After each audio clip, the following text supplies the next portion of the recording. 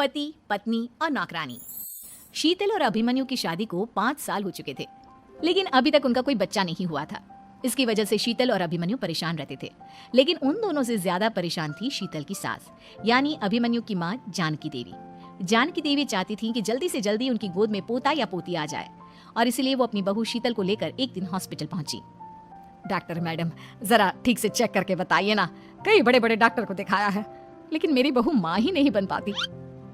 मैंने शीतल को बहुत अच्छे से चेकअप किया है। देखिए, बात यह है कि शीतल के अंदर माँ बनने की कैपेसिटी नहीं है। ये आप क्या कह रही हैं डॉक्टर साहब? कोई तो इलाज होगा ना, कोई दवाई दे दीजिए। देखिए, कुछ प्रॉब्लम ऐसी होती है जिनका कोई ट्रीटमेंट नहीं होता। आई एम सॉरी टू से, लेकिन शीतल कभी माँ नहीं बन सकती, क्योंकि उसके यूट्रस में अंदर से ही कुछ प्रॉब्लम है। घर आने के बाद क्या हुआ माँ? कहाँ लेकर गई थी आप शीतल को? अरे कहाँ लेकर जाती, डॉक्टर मैडम के पास ले गई थी, लेकिन तेरी बीवी तो कभी माँ बन ही नहीं सकती। मम्मी जी, इसमें मेरी क्या गलती? अगर अंदर से कोई प्रॉब्लम है तो उसमें मैं भी कुछ नहीं कर सकती। जानती हूँ, ये बात डॉक्टर के मुंह से सुन चुकी हूँ, अब दोबारा मेरे सामने इस बात का गाना मत गा। अरे माँ, परेशान होने की जरूरत नहीं है, हम सोचते ना कुछ। अरे क्या सोचेगा तू, जब डॉक्टर कह चुका है कि तेरी बीवी माँ नहीं बन सकती, तो बता क्या सोचेगा तू? कहाँ से लाएगा बच्चा? माँ, ये तो मैं भी नहीं जानता। अभिमन्यु, क्यों ना हम अनाथ आश्रम से एक बच्चा गोद ले आए? क्या फर्क पड़ता है बच्चा हमारा हो या गोद लिया हुआ? आई बड़ी बातें बनाने वाली, क्या फर्क पड़ता है? अरे क्यों फर्क नहीं पड़ता? मुझे इस वंश को आगे बढ़ाने के लिए मेरे बेटे का खून चाहिए, किसी दूसरे का नहीं। लेकिन माँ, आप जानती हैं कि ये अब पॉसिबल नहीं है। मैं कुछ नहीं जानती, मैं किसी पराये की औलाद को इस घर में अपना पोता या पोती बन के बढ़ता हुआ नहीं देख सकती। मेरा वंश मेरे बेटे के खून से ही आगे बढ़ेगा। लेकिन मम्मी जी, ऐसा कैसे हो पाएगा? आप अच्छी तरह जानती है ना, मेरा और अभिमन्यु का बच्चा नहीं हो सकता। तो मैं अपने बेटे की दूसरी शादी करवाऊंगी, और अपनी दूसरी बीवी से ये मुझे बच्चा पैदा करके देगा। ये आप क्या कह रही हैं माँ? मैं किसी और से शादी नहीं करने वाला।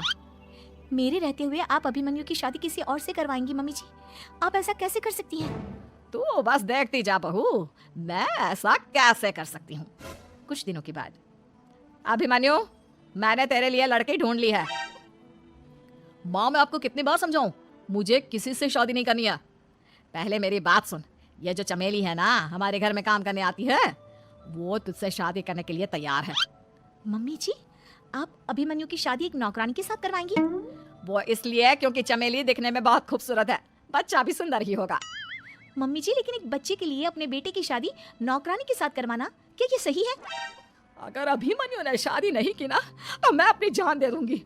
अब देख लो, अगर तुम्हें अपनी माँ की जान प्यारी है तो तुम्हें इस नौकरानी के साथ शादी करनी ही होगी। इस तरह जानकी देवी अपने बेटे अभिमन्यु की शादी नौकरानी चमेली के साथ करवा देती है। कुछ दिनों के बाद, नौकरानी से मालकिन बन के तो मजा आ गया, अब तो मैं इस घर की मालकिन हूँ। देखो, अपने आप को ज्यादा मालकिन समझने की कोशिश मत करो। एक बार तुम्हारा और अभिमन्यु का बच्चा इस दुनिया में आ जाए, उसके बाद तुम इस घर से हमेशा के लिए चली जाना। अरे जाओ जाओ, किसी और के आगे बातें बनाना, एक बच्चा तो पैदा नहीं कर सकी। बढ़िया आई, जाओ जाकर मेरे लिए कॉफी बना कर लाओ। नौकरानी मैं हूँ या तुम? मम्मी जी, देखिए ना शीतल मुझसे किस तरह से बात कर रही है। शीतल, तुम्हें पता है ना चमेली प्रेग्नेंट है, मेरे बेटे के बच्चे की माँ बनने वाली है। वो जैसा कहती है वैसा करो। लेकिन मम्मी जी, वो मुझे नौकरों की तरह ट्रीट कर रही है। अरे तो करेगी ना, वैसे भी बहू तुम हो किस काम की, एक बच्चा तो पैदा नहीं कर सकती। जाओ अब घर के सारे काम करो और चमेली को आराम करने दो। थैंक यू मम्मी जी, भगवान आपका भला करे। आप नहीं होती तो मैं नौकरानी से महारानी कैसे बनती? देखो, तुम्हें जो चाहिए सब मिलेगा, खूब खाओ पियो, मजे की जिंदगी जियो, लेकिन बस मुझे एक बच्चा पैदा करके दे दो। कुछ दिनों के बाद, मम्मी, बच्चे के लिए आपने मेरी शादी चमेली के साथ करवा तो दी, लेकिन दिन और रात का चैन मिट गया है। सारा दिन शीतल और चमेली की बहस चलती रहती है। अब शीतल को इस घर में रखने से क्या होगा? मैं तो कहती हूँ उसे घर से निकाल दो, है भी किस काम की। मैं ऐसा नहीं कर सकता माँ, वो मेरी पत्नी है, उससे बहुत प्यार करता हूँ मैं। तुम्हारी पत्नी चमेली है, चमेली, उससे प्यार करो। अरे तुम्हारे बच्चे को जन्म देने वाली है वो। अभिमन्यु, मैं खुद ही इस घर से चली जाती हूँ। वैसे भी अपने ही घर में नौकरों की तरह रहकर परेशान हो चुकी हूँ। घर की नौकरानी मेरे ऊपर हुक्म चलाती है, वो तुम्हारी पत्नी बन चुकी है। अब मेरा इस घर में क्या काम? अभिमन्यु के बार बार रोकने पर भी शीतल उस घर से चली जाती है। कुछ दिनों के बाद चमेली एक बच्चे को जन्म देती है। भगवान ने मेरी सुन ली, मेरे बेटे का घर भर गया, उसका अपना बच्चा इस दुनिया में आ गया। मम्मी जी, बच्चे को हाथ लगाने से पहले मेरी एक शर्त तो सुन लो। तुम कहना क्या चाहती हो चमेली? आपकी मम्मी को बहुत शौक था ना अपने पोते को खिलाने का। अब देखो, इस दुनिया में हर चीज की कोई ना कोई कीमत तो होती है। तुम अपनी आधी प्रॉपर्टी मेरे नाम कर दो, बच्चा तुम्हारे नाम। अरे लेकिन मैंने अपने बेटे से तुम्हारी शादी करवाई है, अब ये सौदेबाजी कहाँ से आ गई? जो औरत अपनी बहू को घर से निकाल कर एक नौकरानी के साथ अपने बेटे की शादी करवा दे, वो तो सौदेबाजी कर ही सकती है ना। उसका कैसे भरोसा कर सकते हैं? मुझे बस आप लोगों की प्रॉपर्टी चाहिए, उसके बाद ही बच्चे को आप हाथ लगा सकते हैं। मैंने कहा था ना मम्मी, आप गलत कर रही हैं। देखिए उसका नतीजा आपके सामने है।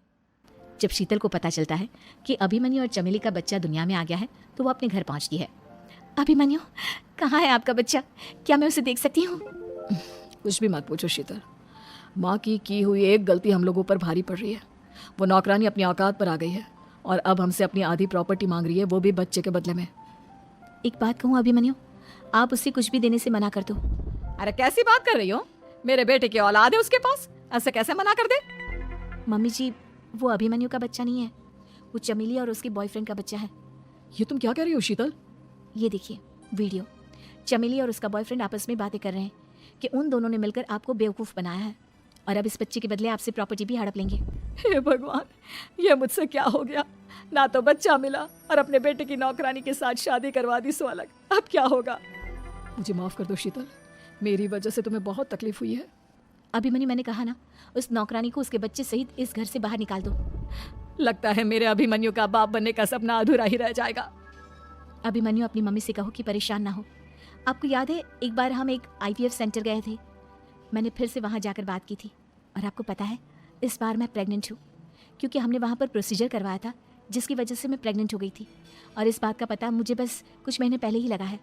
हमारा बच्चा इस दुनिया में आने वाला है अभिमन्यु। मुझे माफ कर दो शीतल बहू, मुझसे बहुत बड़ी गलती हो गई। कोई बात नहीं माँ, लेकिन अब हमें उस धोखेबाज नौकरानी को इस घर से बाहर निकालना है और इस घर की मालकिन को वापस घर लाना है, वो भी अपने बच्चे के साथ।